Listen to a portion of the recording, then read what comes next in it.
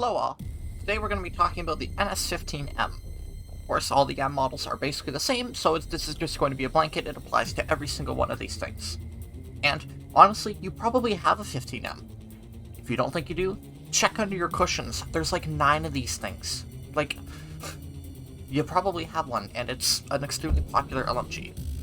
The 15M is, at its core, a very reliable, consistent LMG that unfortunately suffers from low DPM, but, you know, it has a lot of other traits going for it. You have a relatively decently sized magazine with a fast reload. I mean, 2.5 long, 2.15 short is, you know, top of the tier for the class. Your muzzle velocity is good at 600 meters a second. Your damage model only drops 1 tier, which is very nice, especially for ranged combat. And, you know, the fire rate is in the low end, but it does keep the gun very consistent. Notably, it has 0.75 ADS, like most other NS primaries, and this will help you a lot, given that not many other LMGs do. So the 15M is very reliable, it's very consistent, it's very easy to click heads with, it works in all ranges, it's just a very comfortable LMG to use. And, you know, because most LMGs in this game don't actually have that high DPS, this DPS loss isn't as big of a deal compared to, say, low fire rate carbines.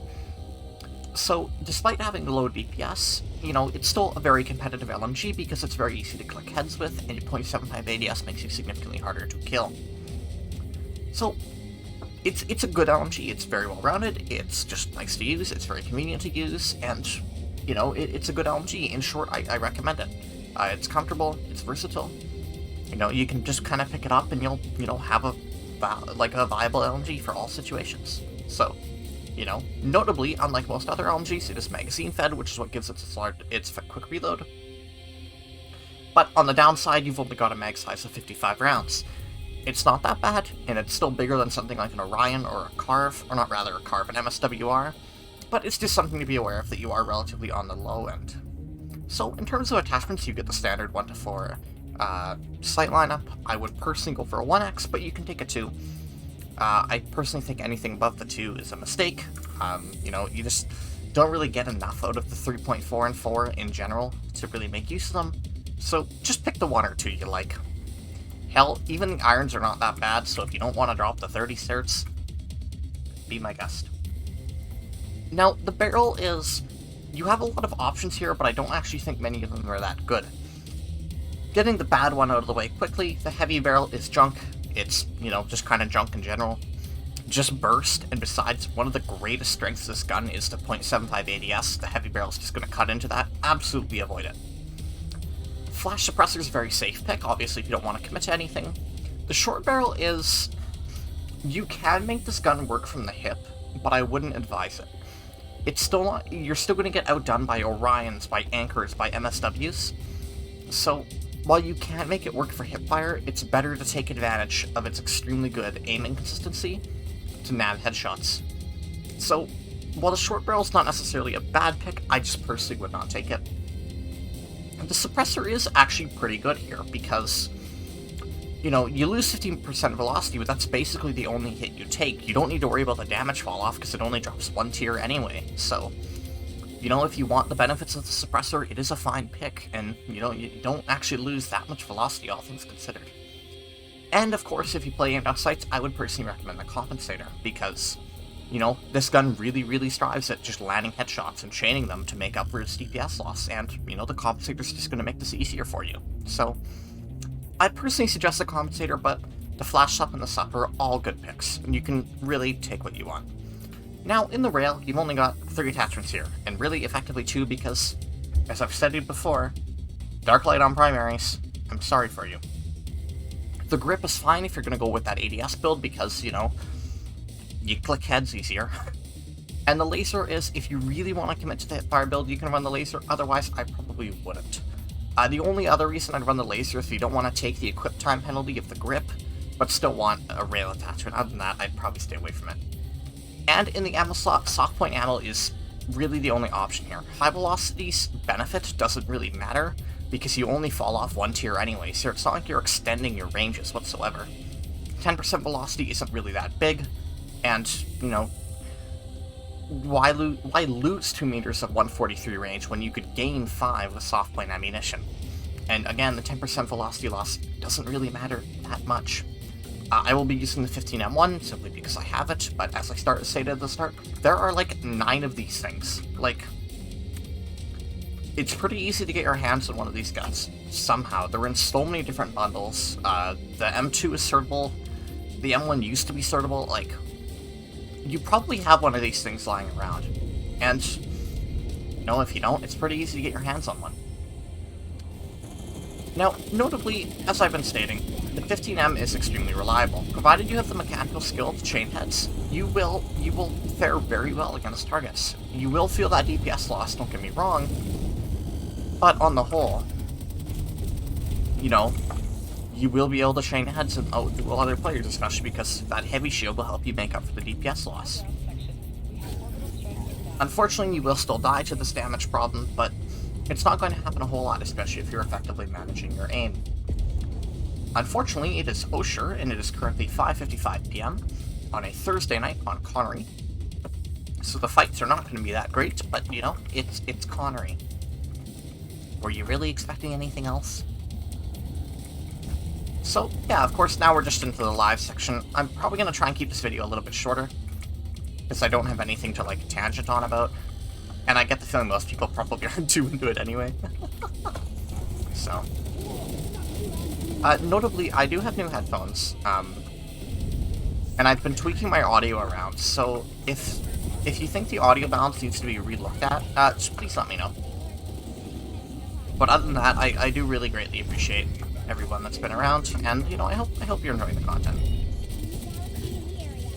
So, yeah, the 15M, it's just a good LMG. I mean, you know, it's extremely reliable, it's extremely consistent. 0.75 ADS is, like, amazing to have in this class, so, you know, it's just nice. And if you really want to be that person, you can Araxium 4 of them for your light machine gun directive. I would not advise doing it, because then you need to buy the 15M1 black and gold, but in theory, you could almost entirely do your LMG directive with these things. It's a popular LMG for a reason. It's also very easy for the developers to reskin, so, you know. What is that Valkyrie up to? That's a new one. Haven't seen that one yet. So yeah, the 15 is just, it's just very nice to use, you know? It just feels comfortable, but it doesn't feel like you're at a disadvantage like with the 11C. By comparison. You know, you may not have that great DPS, but you can still utilize this weapon's other traits combined with the class's traits. So, you know, it's just a very comfortable weapon to use. You know, there's a reason why it's one of the most popular LMGs in the game. It's just amazingly consistent. And it heavily favors good aim. It's actually a really, really good gun to learn how to aim on, in my opinion, because you are heavily benefited for being able to land those headshots, and it really makes up what this gun is all about. So, you know, if you want an LMG to learn aiming, you can probably stick with your default, but I think 15M is a very safe option. So, man, this was not really a good joint combat location, was it? No, it wasn't at all. I guess we're gonna have to redeploy. Unfortunate. But yes, there are God knows how many of these things. If Rogue Planet really wanted to, they could literally make an entire directive out of NS-15Ms. Now, I would absolutely kill for an NS-15 with the NS Araxium trim that you can find on the Kraken, because it's a sexy trim, but, you know, it's just rather amusing that this many of these things exist. What else can I talk about? In addition to, you know, the regular live gunplay with my piss-poor aim. We're doing music again. I've tweaked the audio a little bit this time, so it shouldn't hopefully be as loud as it was last time. As usual, it will be cited in the description because, you know, it's good to cite things. So, yeah, it's just, you know, the 15M, it's good. It's good. I don't really have anything bad to say about it. It's not a super complicated weapon. It's not mechanically super deep. It's just, you know, it's exactly, really, that's an inconvenient frag grenade. How did you not take any damage there? Interesting. You know, there's not a whole lot to say about this gun because, you know, think of what you know about Nanosystems weapons and apply them to an LMG. The NS-15 is probably exactly what you think it is. It sure is a Nanosystems LMG. And you know what? It does that role very well. You know, I really cannot recommend it enough. Now, I don't think it's so particularly good as worth dropping your starter LMG for. The GD22, the Orion, and the Carve are all relatively good LMGs. In fact, Orion is arguably one of the best on him. I thought this fight wasn't over. So, I wouldn't rush to pick a new LMG.